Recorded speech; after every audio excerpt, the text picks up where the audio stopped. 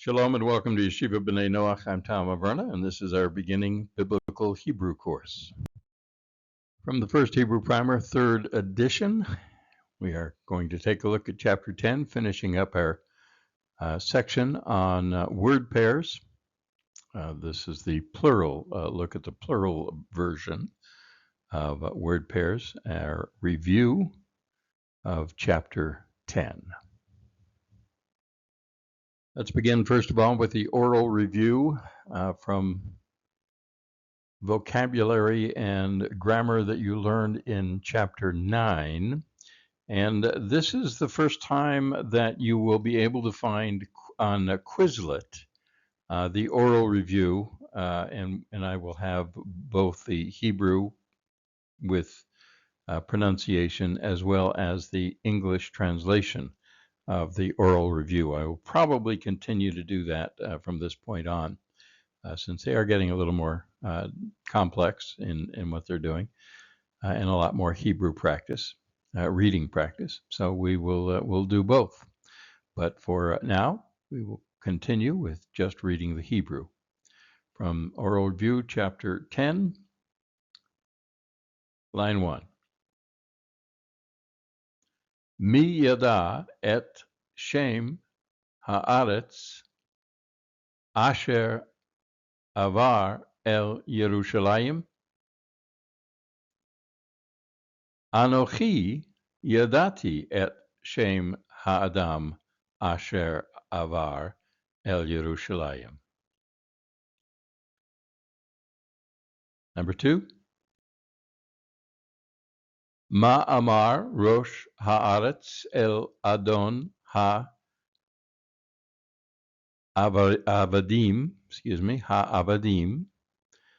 b'Mitzrayim. Rosh haaretz amar el adon ha'avadim shamati et kol ha'avadim.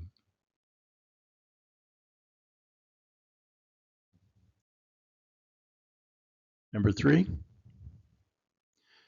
Mi alu, el lev heharim ki haita milchama ba'ir. Moshe ve'ani alinu el lev heharim ki haita milchama ba'ir. Number 4. Ma shalach avi habayit el hamelech. Avi habayit shalach davar shalom el bayit hamelech. Number 5. Mi ra'a et kol ha'anashim asher yashvu babayit al yad Sadeh Moshe. Ra'a na'ar hamelech et kol ha'anashim asher yashvu babayit al yad Sadeh Moshe.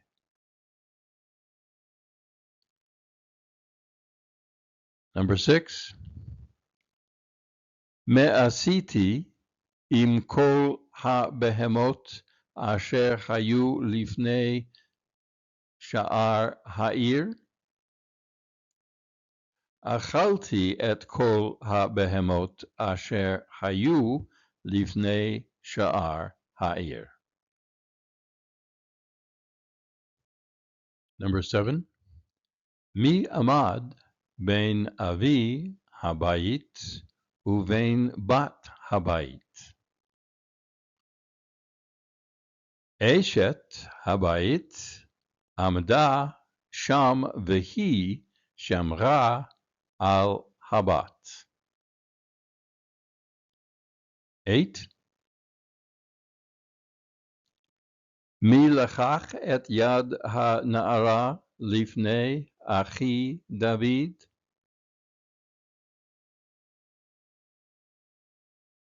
Adam lakach et yad ha-na'ara vegam et lev ha-na'ara sham lifnei Achi David. Number 9. Mi avar el ir hashalom, umi shama et kol adon hakol. Moshe avar el ir hashalom, vigam shama et kol adon hakol. Number 10. Ma zachar am haaretz b'derech el har Mitzrayim. Am haaretz zachar ki mayim lo hayu b'derech v'gam lo beharim.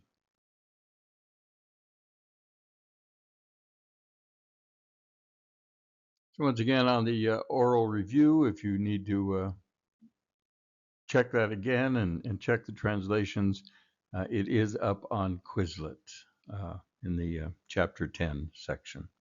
So you can find it there. As is the vocabulary, let's go over that right now from Chapter 10. We're on page 82 of your textbook. And remember that they are now including actually, let me get my better pointer up here. They're now including the word pair version of the nouns if they are different. So for this one, we have ohel, ohalim, singular and plural, and ohel is the word pair. That's what that makef tells you also. So again, it isn't different, but so they are giving you these even if they're not different. So at any rate, that is tent, masculine, regular masculine because it does end in im. Okay, and then gold, masculine, zahav, zahav. Yaakov, Yaakov, Jacob, Yaakov. Ko, thus or so, ko, thus or so.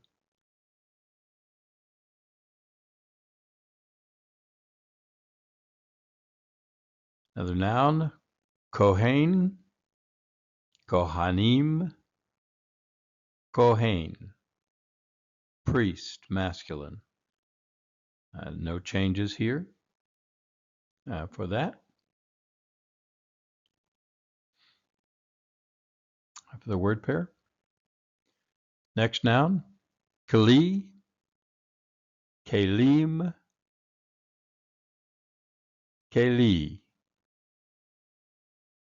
Vessel, implement or dish, masculine. Im ending, so normal ending. And normal word pair. No changes. Midbar, midbar. Midbar also.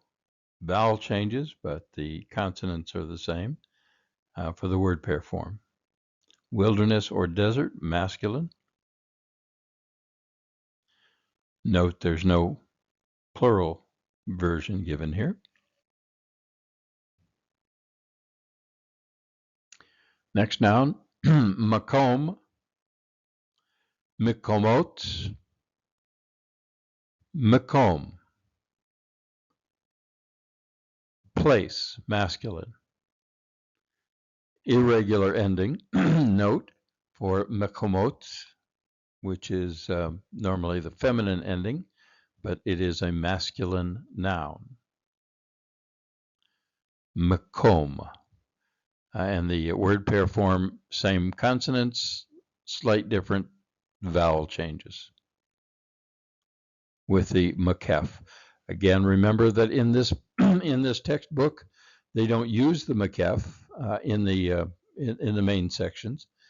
Excuse me, but normally you'll find that in other writings, the Torah, other places. that you would see the voweling, you would have the makef with word pairs. Okay. Next noun, nefesh. Nefesh, accent on the first syllable. Nefashot, nefashot, and nefesh in the word pair form. It is soul or person, and it is feminine. So normal ending, and same form in the word pair as in the regular. Ode, ode, again, still, another, yet, or more. So quite a few varieties to choose from with this word. Next noun, ayin, einayim, and ein. Ein is the word pair form. So same consonants, different voweling. A naim, so the emphasis on the second syllable here, a naim, and ein on the first syllable. It is feminine, but as with body parts, it has the look of the masculine, which is actually the dual ending. But it can be translated, it would be eyes, generally referring to two eyes. Okay.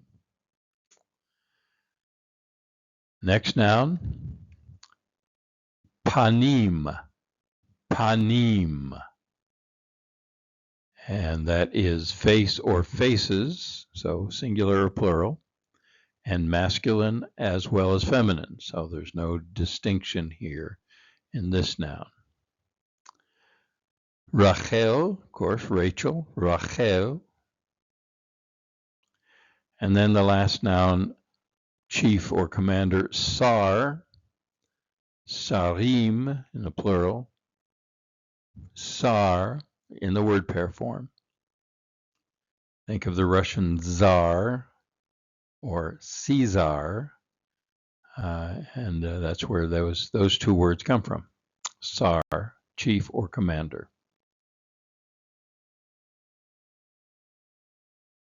So now let's take a look at the, again, word pair forms. We're taking a look at the plural nouns ending in im.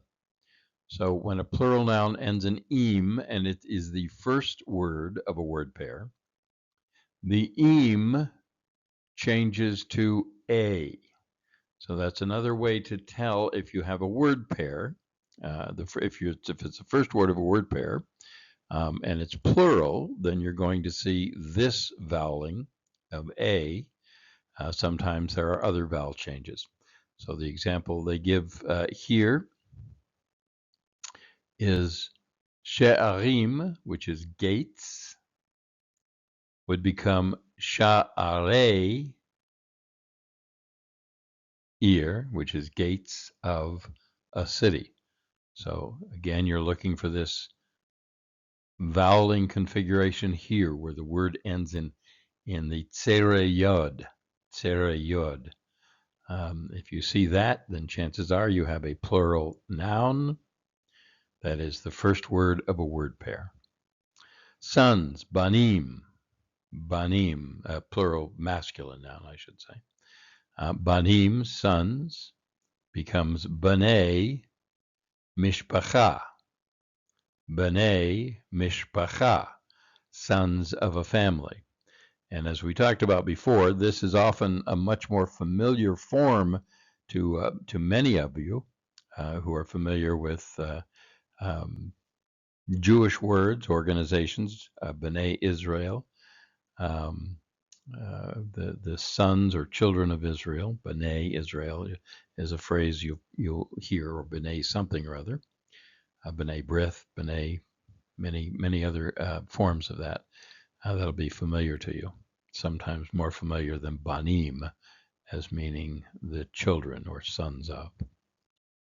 Okay, Anashim, people, becomes Anshe Mitzrayim, the people of Egypt, and Yadayim becomes Yadeh. So even again, even the dual form, which is essentially what this is rather than plural, but the dual form also acts the same as the plural, and it changes to Yadeh, in this Tzera Yad configuration. So Yadei Moshe, the hands of Moses. So plural is easy as far as the masculine is concerned, if you just remember the Tzera Yad. And for feminine endings, plural nouns ending in ot, it's even easier, although it makes it a little harder to see whether or not it is a word pair. But the ending does not change for the feminine ending ot, but there could be vowel changes. So the example here, mishpachot becomes mishpachot, families of a nation. Shemot, names, becomes shemot, banim, names of sons. Banot, daughters, becomes binot, av, daughters of a father. Avot, fathers, becomes avot ha'am. And again, note too that the irregular forms, if it ends in ot, it's going to stay ot. Even though, again, this is masculine, not feminine, but it stays the ot ending stays the same. Avot ha'am, the fathers of the nation. Much of what follows here will be kind of a review of the same thing you learned in the last chapter, but again, review is always good.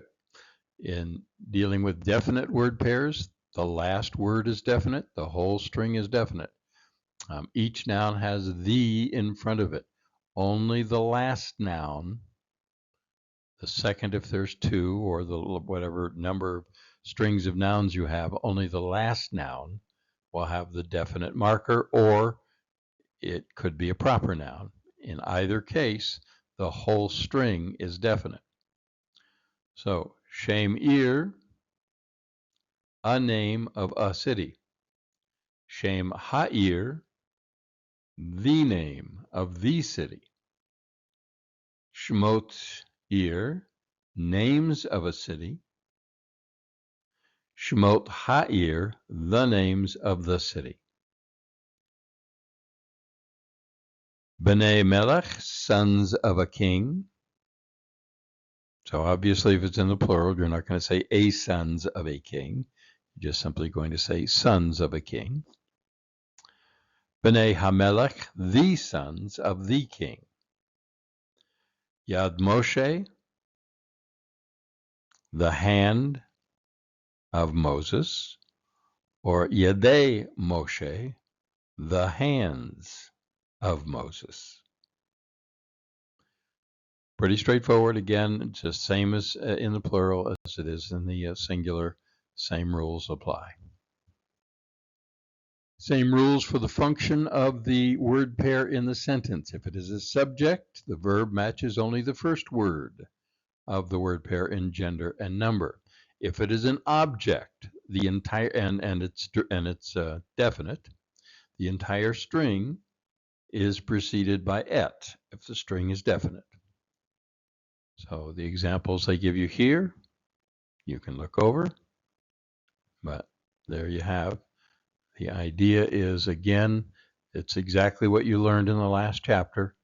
It's the first word, first word, first word, first word of the word pair that you're going to match your verb to. If the string is indefinite, You won't see the word et in here.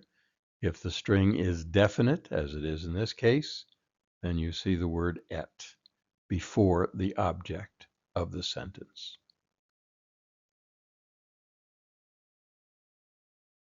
Again, review, we dealt with this in the last chapter as well. Inseparable prepositions attached to the first word of a string, only to the first word of a string. The first word always written as indefinite.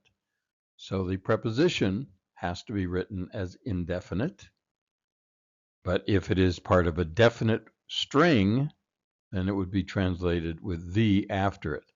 So your book notes that from now on, nouns listed with singular and plural form plus word pair forms, all nouns also listed with these forms in the glossary.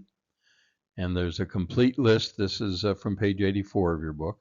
There's a complete list of nouns given so far with word pair forms on page 85. You'll also find an exercise on Quizlet that will let you practice recognizing word pair forms as well.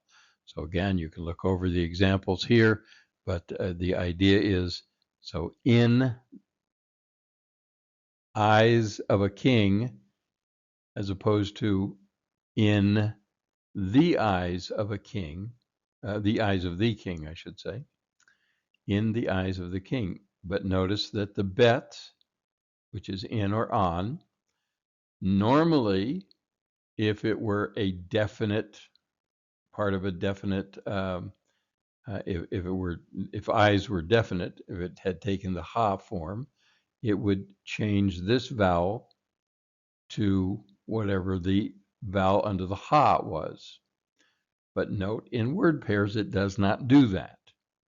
So the inseparable preposition in a word pair is always going to have the shava under it. Okay, always going to have the shava under it, except when it doesn't. But generally speaking, even though you see a shava under an inseparable preposition, if it's the first word of a word pair and the whole pair is definite, you would still translate this as in the eyes of David. So just kind of review that, go over that, and make sure you're kind of familiar with that. Again, there are exceptions. Here we have from me anashei Yerushalayim, from the men of Jerusalem. So this changes slightly in form here. Okay. Once again, a review on page 84 of all of the rules that you've learned, that we've learned on in terms of regular word pair forms. Some words don't change the first word. Some words change only their vowels. When it ends in hey, it changes to tav. In the plural form, im goes to a, ot stays the same, and some irregular word pair forms don't fit those patterns. Therefore, each word pair form is clearly listed in the glossary for easy reference. On Quizlet, you'll be able to practice the irregular as well as the regular forms to work with that. So it's a good resource for you. But again, that's from page 84. And on 85, you have the entire list of nouns so far with all of their singular, plural word pair forms as well. So most of these next pages you've actually seen in the singular word pair chapter, the last chapter. I'm not going to spend a lot of time on them. Just know that these are available to you up on the Google Docs page. So if you want to download something there that you can have as a separate sheet, it will be there. This page, I don't remember for sure if it was on the last group, but it's essentially just giving you a different name. Remember that word pair is what this book calls them. In other books, it'll be called a construct chain rather. So just remember, you may see it called a construct chain as opposed to word pair. But in this book, they're called a word pair, which makes sense. They're pairs of words, pairs of nouns. So, and that is the of relationship, the possessive relationship. It would also be possessive case in some languages. You would learn the possessive case. So this is, if you want to think about that as the possessive case, it's another way. So the first noun is called the construct noun. The second is called the absolute noun. Again, in other textbooks. In this textbook, it's just called word pair, first word of the word pair. So the absolute form of a singular noun is also called its lexical form. So again, that's the form that it generally appears in, would be its lexical form. So page of review, same page you saw before in the previous chapter, up on Google Docs if you want to review it. Same with this page and with this page.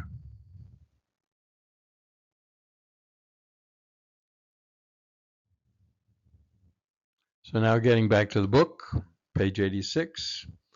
Just some notes on translation. Remember that you're not always you're not going to always want to translate word for word. It may not, it just won't make as much sense. So you want to get the sense of what this is being said here, and then you can translate it. You have some liberties in translating it into English form that makes sense. And this gives you really some idea of how difficult translations are.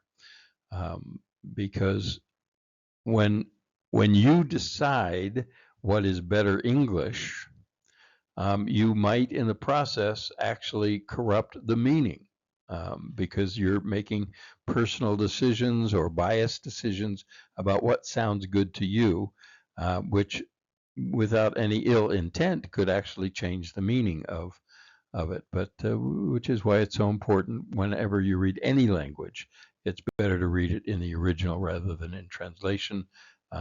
Things can get, as the saying goes, lost in translation. So take a look at this on page 86, gives you some ideas. And the last thing your chapter talks about on page 86 is the hay of direction. Now this is something that is very, that you'll see and very important to recognize.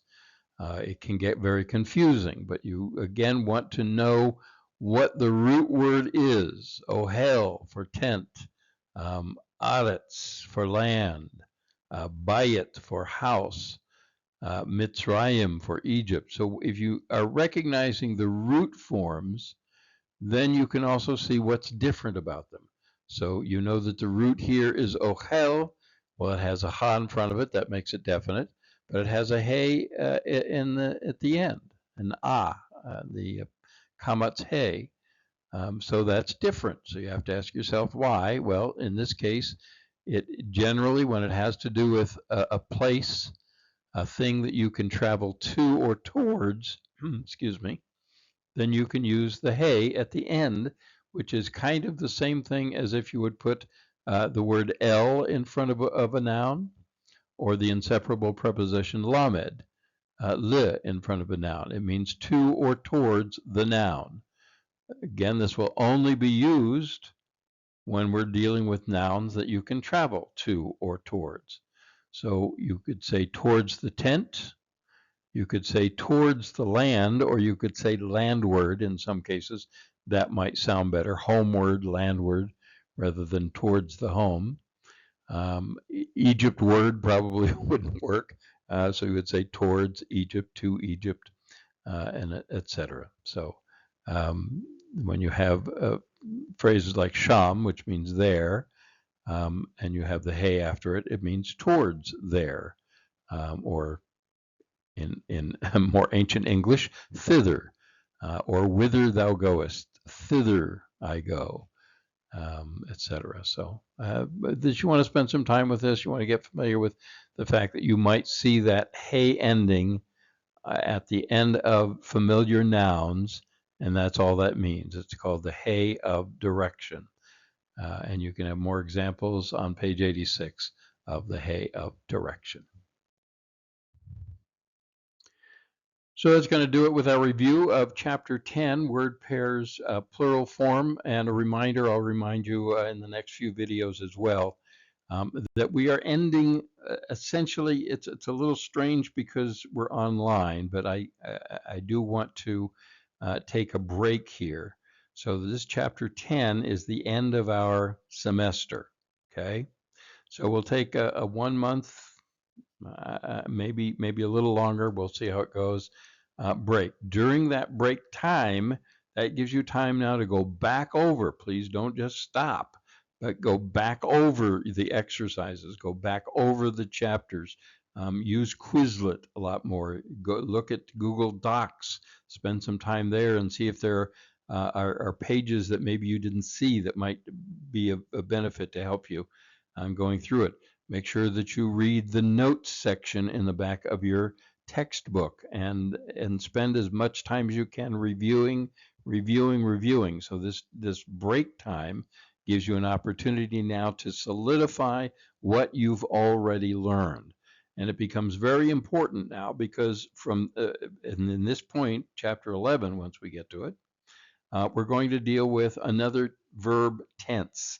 We're going to pick up some different things there that it really becomes important for you to have this, the perfect tense, which is what we've had through this chapter, that you have that solidified in your mind. So again, we'll have our next video. We'll take a look at the exercises in chapter 10. Our last video, we'll take a look at the tall tales and the book of Ruth. We'll be looking at that as well on the concluding videos of this semester. And then I'll give you more of an idea of when, how long it might be. But you'll, if you're a subscriber, then you'll get a notice when the next video's up. I may do other videos in between, and I'm also hoping to be working on my novel, which if I get to a place where I feel comfortable with it, I'll start posting chapters of that on here as well. And I think I've talked about that in some of the other videos on here. But at any rate, that's time for us here for the First Hebrew Primer, 3rd edition, Beginning Biblical Hebrew on Yeshiva B'nai Noach. Thanks for joining me. I'm Tom Averna. Shalom.